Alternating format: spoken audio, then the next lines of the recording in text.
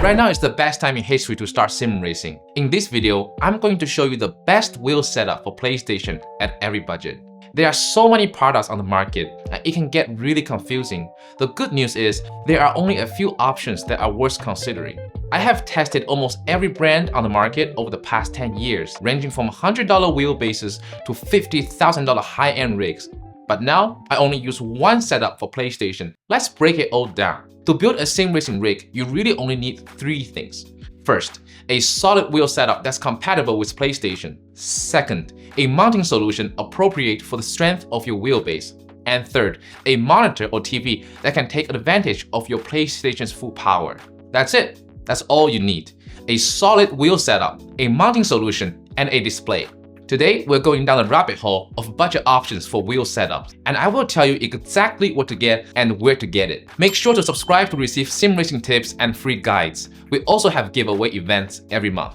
Okay, so we're looking to build a wheel setup for PlayStation. With a PC, you can plug any gear into your computer via USB, but PlayStation doesn't work that way. Everything, like your pedals, shifters, and handbrake, have to be plugged directly into your wheelbase first, which then connects to your PlayStation. This means two things. The gear you buy has to specifically be PlayStation compatible, and you can't mix and match brands. For example, you can't get a Fanatec steering wheel and put it on a Logitech wheelbase. It's the same thing for pedals, handbrakes, and shifters. Since you have to stay within one brand, it actually makes decision-making a lot easier. You simply choose a brand and model, and most of the components will already be bundled up for you.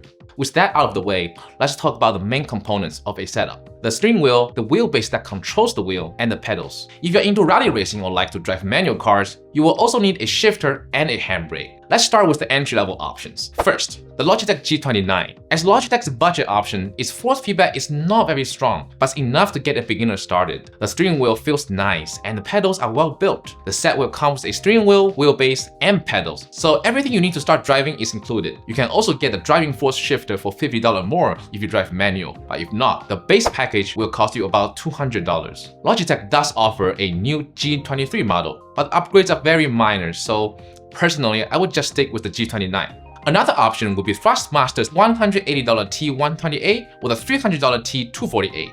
These have slightly better force feedback than the Logitech and are smoother and quieter. The steering wheel, wheelbase, and pedals are also included. However, the build quality feels a bit cheaper in my opinion. If your budget is under $200, the T128 is a very good choice, but it doesn't come with a clutch for manual driving. If you can raise your budget to $300, the T248 comes with much better pedals, including a clutch. You can also add Thrustmaster's new THAS shifter if you want to explore more racing genres. Finally, I want to mention a bonus option, the Thrustmaster T300. Even though it's a much older wheelbase, the T300's force feedback actually performs the best. With this wheelbase, you can even take the steering wheel off the quick release and switch to other steering wheel option from Thrustmaster. Yes, it is more expensive, but you can often find it for under $400. Now, if this is your first time getting into sim racing and you're not 100% sure how much you want to invest into a racing setup yet, you can also consider the used market. I started my first setup 10 years ago with the Logitech G25 wheel. I got it on Craigslist for $100 and I sold it for the same price 2 years later. I practically used it for free.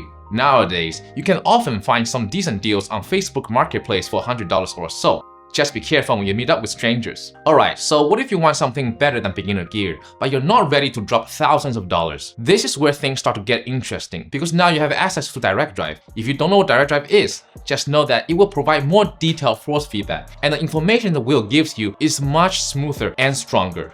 By the way, when you have a sim rig, you might want to upgrade it. The good news is you can find all types of mods and accessories at simsportgadget.com. With over 5,000 5-star reviews, Simsport Gadget is the one-stop shop for all your sim racing rig accessories. Take your sim rig to the next level today and use the code in the description to take 10% off. Nowadays, mid-range sim racing gear is actually very good. You will get much better force feedback, smoother handling, and a more realistic experience. Even just a few years ago, similar technology would have costed you quite a lot of money. That's why I said this is the best time to get into sim racing. First up, we have the Fanatec DD Pro. Fanatec is a sim racing focused brand and they have been making great gear for many years. It is, in my opinion, the best mid-ranging PlayStation setup. The wheelbase is well built and extremely solid, and you can choose between a 5Nm option or a boosted 8Nm option. You might be asking, what are Newton meters? In short, it's basically a measure of how strong the force feedback feels. Higher Newton meter means stronger, more realistic feedback. Personally, I will just go for the 8Nm version to max out the full potential of the wheelbase. You can also buy the wheelbase by itself instead of those bundles and choose your own pedals and steering wheel. Fanatec has many steering wheels made for different types of racing, like Formula 1, GT, and Rally.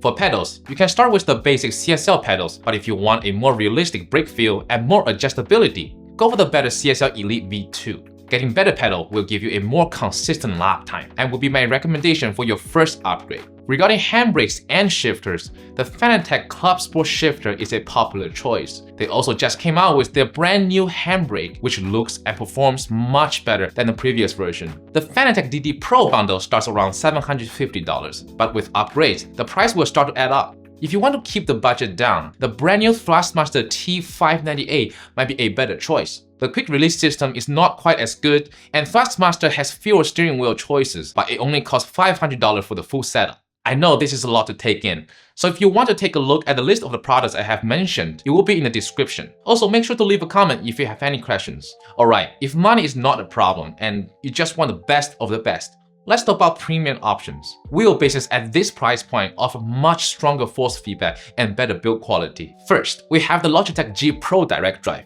At about $1,300 for a full setup, is Logitech's first ever direct drive wheel, featuring 11 Nm of torque for super strong and super smooth force feedback. Its true drive technology adds another layer of detail to the force feedback by using telemetry and audio signals, putting games like Gran Turismo 7 down a totally different level. The wheelbase is a little bit bulky, but it doesn't really bother me. Logitech also just announced a big selection of wheels recently, so you have plenty to choose from. You can also use the new adapter to mount aftermarket rims. Next, we have the Fanatec Club Sport DD Plus, starting from around $1,400. It's even stronger than Logitech's G Pro at 15 Nm, and it's actually the strongest PlayStation wheelbase on the market. It's the gold standard for PlayStation wheelbases and benefits from a huge selection of steering wheels and accessories from Fanatec. You can choose the DD Plus Extreme or the Formula 1 version, but neither come with pedals.